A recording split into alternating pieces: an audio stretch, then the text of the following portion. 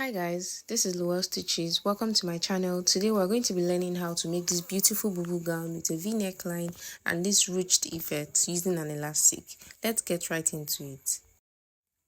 So for this, I used an Adire silk fabric, and as you can see, I've already folded it into four. The fabric is folded into four, and I used my pin to hold it in place because we all know silk is always slippery and my table is not that wide. So I'm going to be using this fabric to illustrate how I folded it. So let's assume you are going to be using the longest part of your fabric, that's for the length. You fold it this way.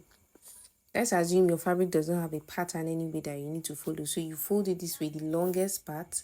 And then when you're done folding, you're going to fold it down again. Just watch as I do it. So you're going to fold it down this way. So this is going to be your length downward and the other side is going to be your width. Do you get? So that is exactly how I folded the fabric, and it is into four, as you can see. So that's what we have on the main fabric.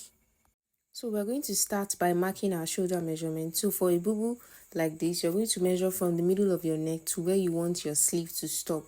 So for this particular one, I'm making use of 18 inches. That is where I want my sleeve to stop.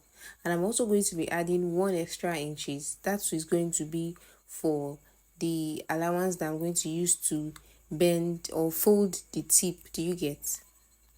So we have our shoulder line marked. So from the line of that shoulder line we marked, we're going to come down by 10.5 inches. That is how wide I want my sleeve to be.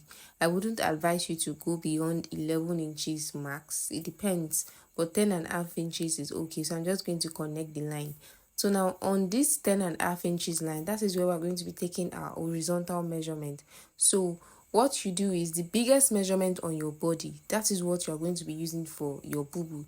So for example, for this, I'm going to be using hip because the hip measurement, because it's the biggest measurement. So for example, let's say your bust is bigger, you have to use your bust measurement. So now I'm going to be making use of my hip measurement, which is 39 inches. Divided by 4, we have about 9.8 inches. So after this, we're going to be adding 4 extra inches allowance for ease. Actually, we're going to be adding 3.5 inches allowance for ease, and then we're going to be sewing by half inches, 0.5 inches allowance, making it a total of 4 inches. So you can add more if you wish to, but I wouldn't advise that you go more than 5 inches allowance for ease. So after doing this, we're going to be marking the same measurement we have on that line currently. We're going to be marking the same measurement downward, and we're going to connect a straight line.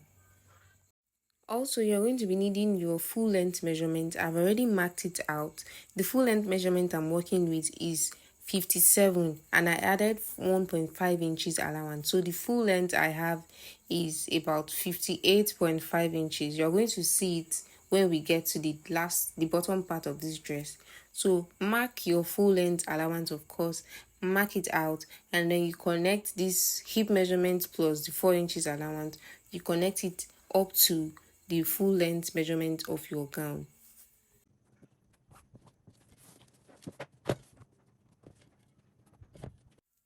After doing this, we're going to be blending the sleeve together down to the down part, just to give it, we don't want a sharp edge, of course, and to make it easy for us to sew.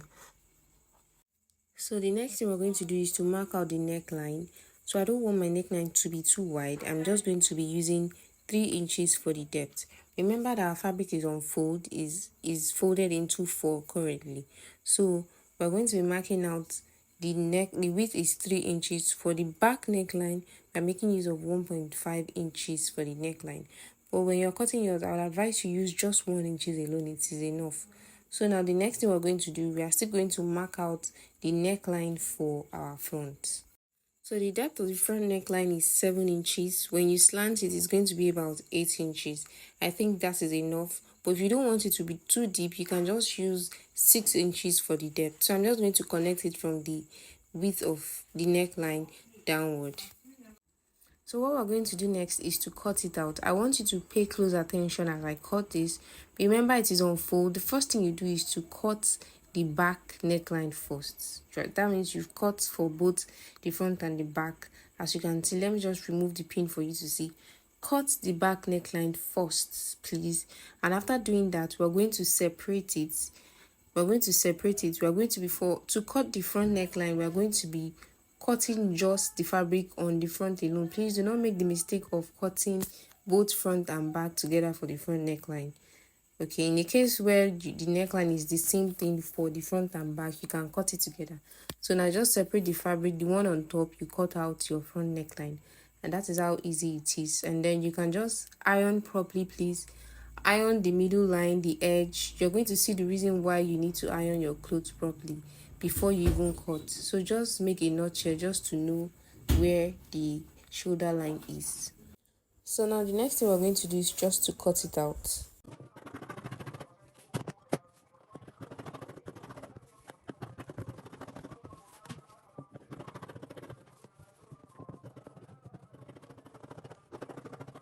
So I'm just going to open this up. I'm going to remove the pins I used to hold the fabric together, and we'll open this up to see how the neckline looks. See how beautiful our neckline looks already. So we're going to be using this bias to turn the neckline inward. So I'm going to show you how we're going to do that. And after that, we're going to be measuring where we're going to be placing our belt. Remember, the gown has this snatched waist effect, so we are going to be attaching the belt inward. We're going to be measuring from the shoulder line. I'm going to be measuring my underbust measurement, which is 13 inches. We're going to measure the same thing on the other side. And now, how wide I want it to be, I'm going to be making use of 12. So the ironing I did gave it this line already that I can trace both the shoulder and the middle line. So on the middle line, I'm going to be placing my tape, dividing it into two. That's 12 divided by 2. That's 6 inches. So 6 inches on both sides. So that is where we're going to be placing our belt. I already cut out and sewed my belt already. It's quite easy. You can just fold your fabric into, let's say, 2 inches or 2.5 inches, just to make a belt. And then we're going to be sewing it like this for both sides. So I've pinned the belt on the fabric to illustrate how we're going to sew it. So now the next thing we're going to do is to attach the elastic on the middle line. You see that the ironing is very important. It's because I ironed, that is why I was able to trace the middle line. So we're going to be sewing straight down to the down part. Let's go to the sewing machine.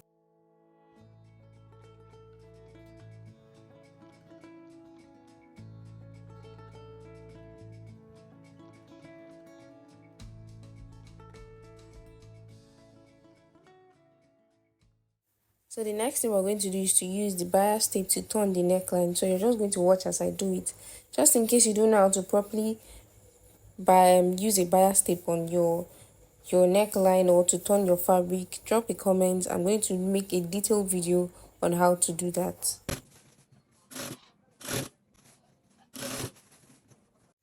So I'm done turning the neck with the bias. So the next thing we're going to do is to attach the elastic. If you notice, you see the line, the middle line. So that's why it is very important for you to iron, for you to get to know where you're going to place your elastic. So now I'm just going to place my elastic like this, and when you're sewing, you're just going to stretch as you sew. It is important for you to stretch as you sew for you to give it that ruched effect. So I'm just going to do that till I get to the down part.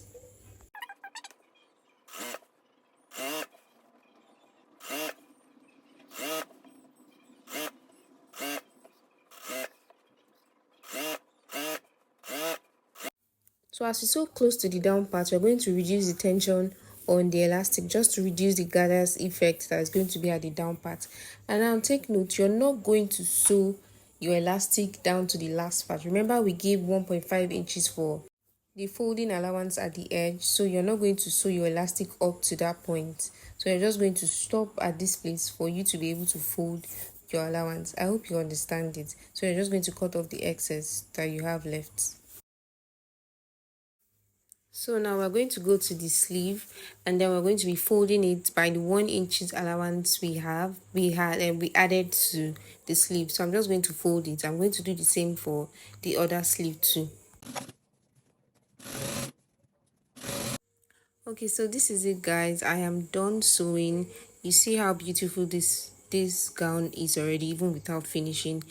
See how also well placed this bias is. I'm going to give it a very good ironing, and then for the sleeve too, this is it. I folded the edges, added the elastic and all of that. So the next thing we're going to do is to join it. So you're going to make the sleeve equal like this. I'm just going to pin it, and then we're going to be sewing it down.